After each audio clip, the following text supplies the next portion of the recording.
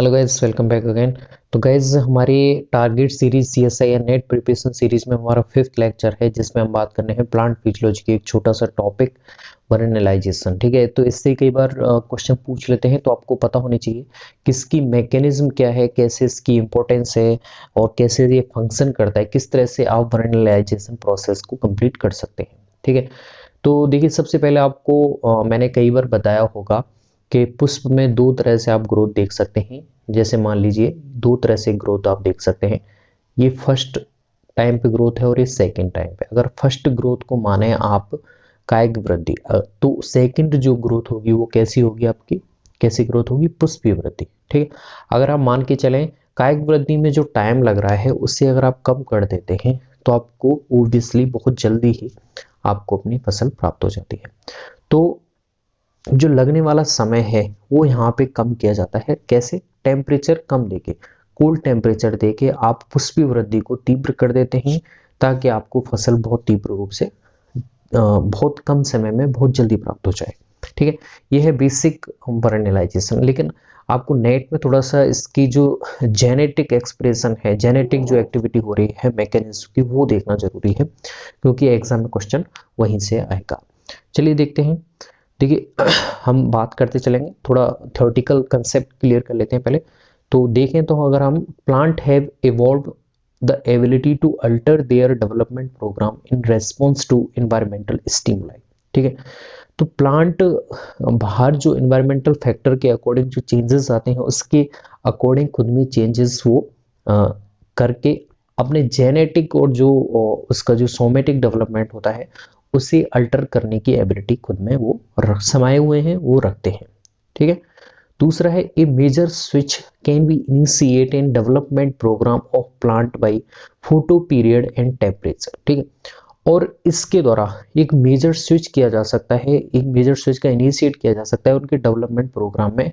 और उसमें आपके दो फैक्टर हैं वो मेन भूमिका निभाते हैं। एक तो होता है टेम्परेचर, ताप, दूसरा होता है फोटो पीरियड, यानी कि जो प्रकाश की अवधि है वो कितने समय तक प्लांट पे पड़ रही है। ठीक है, तो प्रकाश की अवधि के आधार पे भी आप प्लांट को डिवाइड करते होंगे, एलडीपी प्लांट, एसडीपी प्लांट और दिवस उदासीन प्लांट। ठीक है, तो इन दोनों फैक्टर का डिपेंडेंसी फर्क पड़ेगा आपके किस पे, वसंतीकरण पे। ठीक है, तो दोनों को याद रखना है, कौन से, photo period and temperature. Okay, अगली बात करें वर्नलाइजेशन को अगर हम डिस्क्राइब करें साइंटिफिक टर्म में, तो आप इस तरह से बोल सकते हैं कि describe the promotion of flowering after exposure to cold temperature. तो ये किसको डिस्क्राइब करता है? ये फ्लावरिंग को, पुष्पीकरण की प्रक्रिया को तेजी से होने की गतिविधि को दिखाता है जब इसे कोल्ड टेम्परेचर दिया जाता है। ओके, आगे बढ़ते हैं। It this process can be reverse. अगर आप इस प्रोसेस को रिवर्स करना चाहते हैं तो आपको क्या करना पड़ेगा, वहां पे आपको कोल्ड टेम्परेचर की जगह कैसा देना है, हॉट टेम्परेचर दे देना है। तो उस प्रोसेस को आप बोलते हैं डीवर्नलाइजेशन, यानी कि वर्नलाइजेशन का जस्ट अपोजिट। ठीक है, उसे बोलते हैं बेवसंतीकरण। ओके, तो वहां पे ये प्रोसेस उल्टी हो जाती है, यानी कि अब की बार आपकी पुष्पीय वृद्धि है वो कैसी हो जाएगी, लंबी हो जाएगी, और आपको जो फसल है वो उसके जो अवधि है वो लंबी हो जाती है। ठीक है, okay, and this process can also be maintain through tissue culture. तो टिश्यू कल्चर के द्वारा भी ये आराम से मेंटेन की जा सकती है। आगे बढ़ते हैं, तो यहाँ पे देखिए फाइटोक्रोम के दो फॉर्म हमने पढ़े होंगे, पीआर फॉर्म और एक पीएफआर फॉर्म। तो कैसे कैसे करते हैं, तो देखिए पीएफआर होता है और ये डार्कनेस और फार रेड लाइट को अवशोषित करके पीआर में चेंज हो जाता है। तो यहाँ पे पीएफआर होता है वो आपके इनिशिएट करता है फ्लोरिएशन लॉन्ग डे प्लांट में, जबकि पीआर करता है, पीआर जो फाइटोक्रोम है उसका जो रूप है वो करता है आपके शॉर्ट डे प्लांट में। ठीक है, तो आपको ध्यान रखना है फाइटोक्रोम के दो फॉर्म, पीआर और पीएफआर।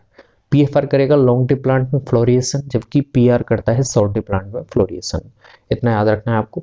ठीक है, ये मैंने पढ़ाया हुआ है ऑलरेडी।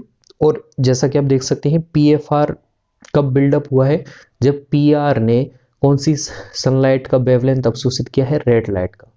जबकि पीआर कब बिल्डअप हुआ है, जब पीएफआर ने फाइटोक्रोम के मोस्टली एक्टिव फॉर्म पीएफआर ने कौन सी लाइट ली है, फार रेड लाइट को अवशोषित कर लिया है, तो वो पीआर में चेंज हो गया है।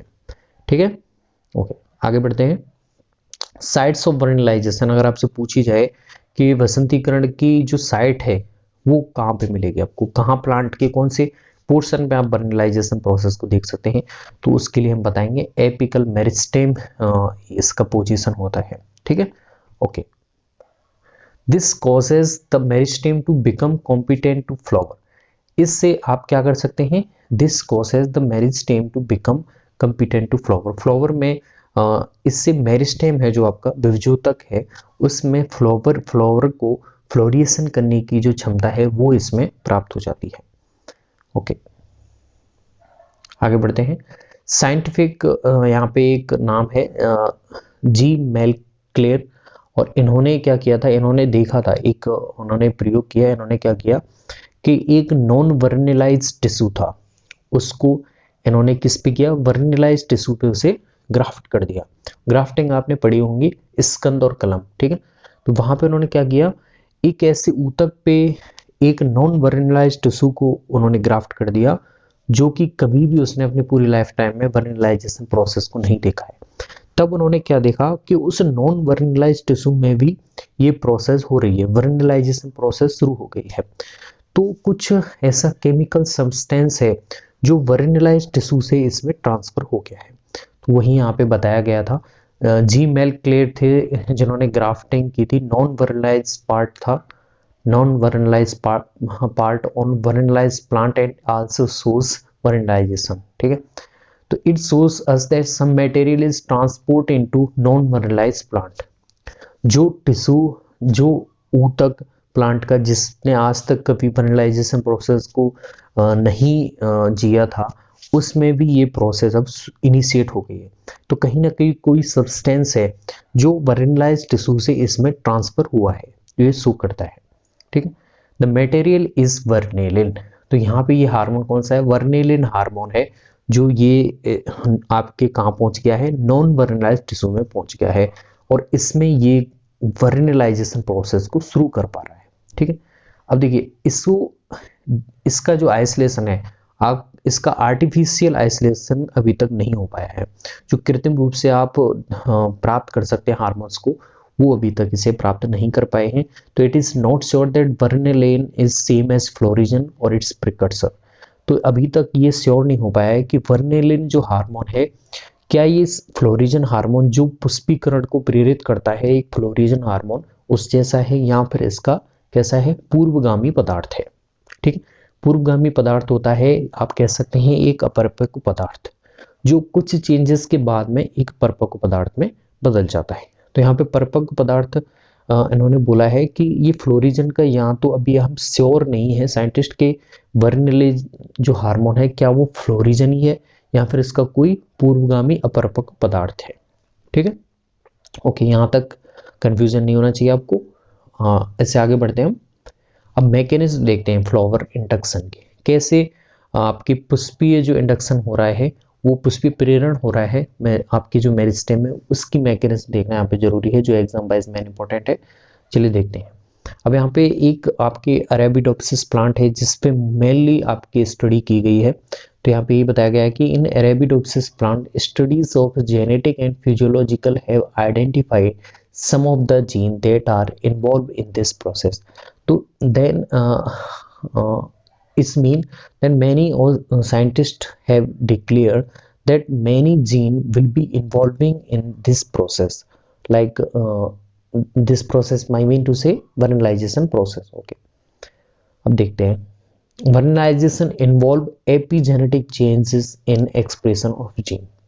तो इस प्रोसेस में इन्वॉल्वमेंट होता है जेनेटिक, एपीजेनेटिक यानी कि जेनेटिक चेंज के बाद में जो चेंजेस होते हैं। तो यहाँ पे आपको याद रखना है कि vernalization involve epigenetic change in the expression of gene. तो यहाँ पे कुछ ऐसे जीन हैं जिनके एक्सप्रेशन में एपीजेनेटिक चेंज इस प्रक्रिया में आते हैं। तो वही हम देखने वाले हैं कौन से जीनों में यहाँ पे चेंजेस आएगा, कौन से जो जीन इनिशिएट होंगे, कौन से जीन यहाँ पे सप्रेस किए जाएंगे। तो FLC encode a MADS box transcription factor that repress flowering. तो FLC यहाँ पे एक ट्रांसक्रिप्शन फैक्टर को इनकोड करता है जिसका नाम है MADS box transcription factor that repress flowering. ठीक है, जो फ्लोरिंग पुष्पीकरण को रिप्रेस करके रखता है। ठीक है, आपको याद रखना है FLC एक ट्रांसक्रिप्शन फैक्टर को इनिशिएट करता है और वो आपकी फ्लोरिंग को एक्सप्रेस करके रखता है। ठीक है, अब वर्नलाइजेशन में ओबीसी इस रिप्रेशन को दबा दिया जाएगा, इस रिप्रेशन को होने ही नहीं दिया जाएगा, तब आपकी पुष्पीकरण इजीली हो जाएगा। तो it is express predominantly in mitotically active regions. तो ये कहाँ पे एक्सप्रेस होता है? प्रीडोमिनेंट वे में माइटोटिकली एक्टिव रीजन्स में। ठीक है, जहाँ पे आपके समसूत्री विभाजन जो रीजन्स होते हैं, जो क्षेत्र होते हैं जहाँ पे समसूत्री विभाजन चल रहा है, वहाँ पे ये डोमिनेंट वे में एक्सप्रेस होता है। अब यहाँ पे कुछ जीन है जो आपको याद रखने हैं, जैसे FLC जीन है जिसका नाम है फ्लोरिंग लोकस, क्या नाम है? फ्लोरिंग लोकस सी। और हाँ, अगला जीन है VIN थर्ड, यानी कि वर्नलाइजेशन इनसेंसिटिव थर्ड। अगला है VRN1 और VRN2, यानी कि वर्नलाइजेशन जीन 1 और 2। अगला है SOC1 एंड FT जीन। तो ये जीन है जो आपके मेनली काम करने वाले हैं। FLC gene, VIN3 gene, VRN1, VRN2, SOC1 and FD gene, जो इस मैकेनिज्म में आपको देखने को मिलेंगे। अब देखिए यहाँ पे कुछ जेनेटिक जो चेंजेस हो रहे हैं वो यहाँ पे देख लीजिए अब। Okay, in Arabidopsis, FLC work by directly repressing the expression of FT gene in leaves and SOC1 and FT gene at the same। अब Arabidopsis जो प्लांट जिस पे सबसे ज़्यादा स्टडी हुई है, अगर उसमें हम वर्नलाइजेशन प्रोसेस देखें तो वहाँ पे क्या देखने को मिला है कि FLC work by directly repressing the expression of FT gene in lips.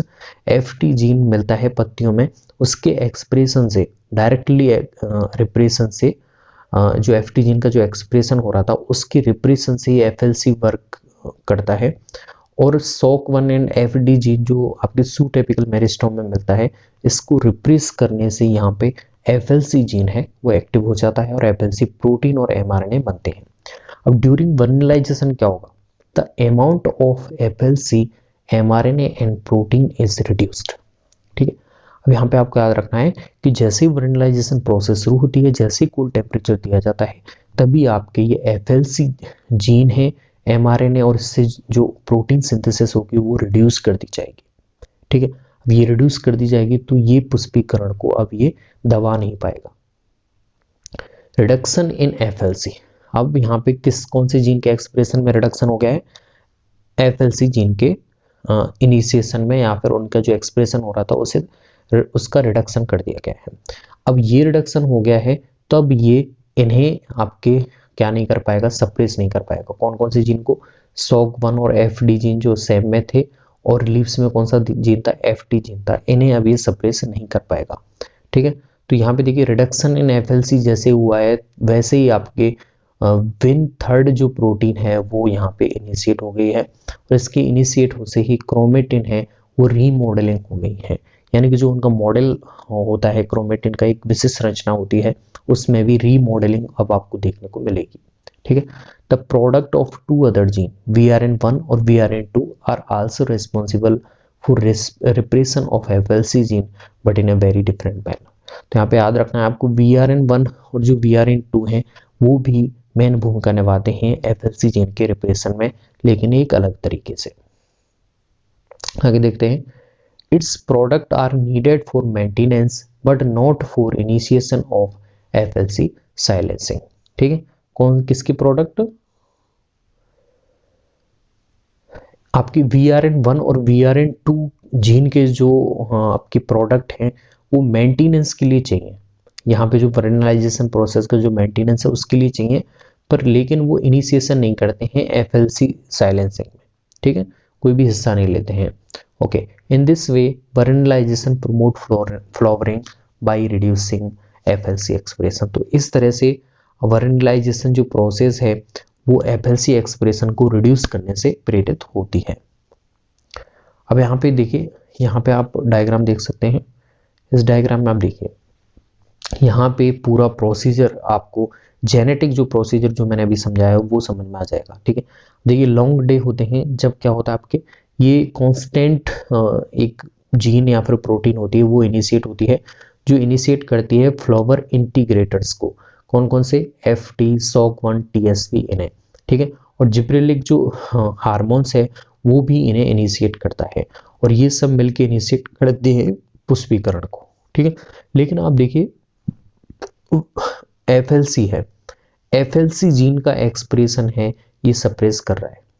ये क्या दिखा रहा है, ये जो चिन्ह दिखा रहा है ये सप्रेस को दिखा रहा है। किन्हें सप्रेस कर रहा है, इन जीनों को जो कि पुष्पीकरण को प्रेरित कर रहे थे। अगर इन्हें ही आप क्या कर दोगे, अगर इन्हें ही आप क्या कर दोगे, इन्हें सप्रेस नहीं होने देंगे, तो आपकी फ्लोरिंग कैसे होगी, फ्लोरिंग हो ही नहीं सकती है।